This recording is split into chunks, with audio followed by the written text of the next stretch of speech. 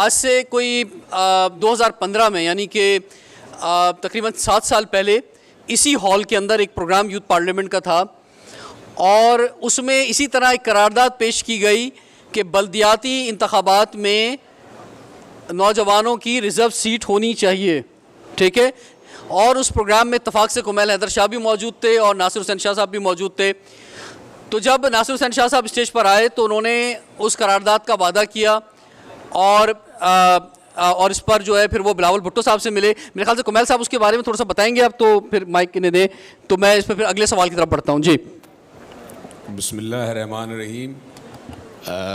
आप सबको, जो भी हमारे मौजूदीन स्टेज पे बैठे हैं, जितने भी पार्टिसिपेट हैं, वो सारे हमारे लिए मौजूदीन हैं, रिजवान जाफ़र साहब, उनकी टीम, सबको अस्सलाम वालेकुम।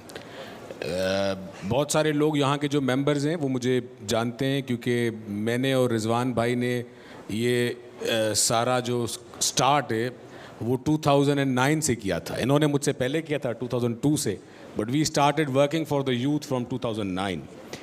और इसी तरह एक यूथ पार्लियामेंट का प्रोग्राम था जिसमें गवर्नर साहब इशरतुल इबाद थे और उस ज़माने में भी वज़ीर बल्दियात नासिर हुसैन शाह साहब थे। तो इसी तरह आपके जो उस वक्त के यूथ पार्लियामेंट के मेंबर्स थे, उन्होंने कहा कि there should be a reserve seat for the youth, कि जैसे माइनॉरिटी को दी जाती है, जैसे लेडीज़ को हम एक देते हैं, फ़ीमेल सीट रिज़र्व रखते हैं, इसी तरह यूथ की एक रिज़र्व होनी चाहिए।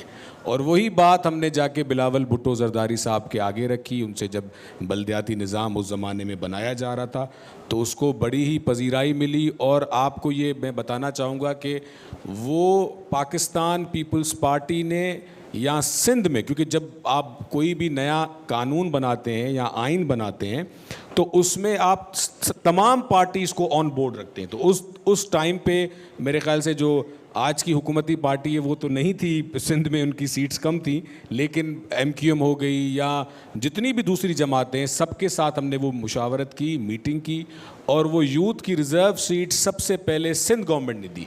उसके बाद वो पंजाब में आई, उसके बाद वो KPK में आई, उसके बाद वो बलूचिस्तान में आई। तो this credit goes to Rizwan Jafar, जिसमें हम पूरे सिंध में आप देखें कि रिज़र्व एक यूथ नुमाइंदगी होती है, जो भी वो यूनियन कौंसिल पे, कॉरपोरेशन पे, मेट्रोपॉलिटन सिटीज़ पे यूथ आते हैं और वहाँ पे अपना जो भी उनके मसले हैं और वो उस प्लेटफॉर्म से हल किए जाए। जी बहुत शुक्रिया कुमैल हैदर शाह साहब। मेरे ख्याल से credit goes to the members of youth parliament कि जिन्होंने वो करारदाद पेश की और इस ऐवान जो है उसकी अहमियत को समझा।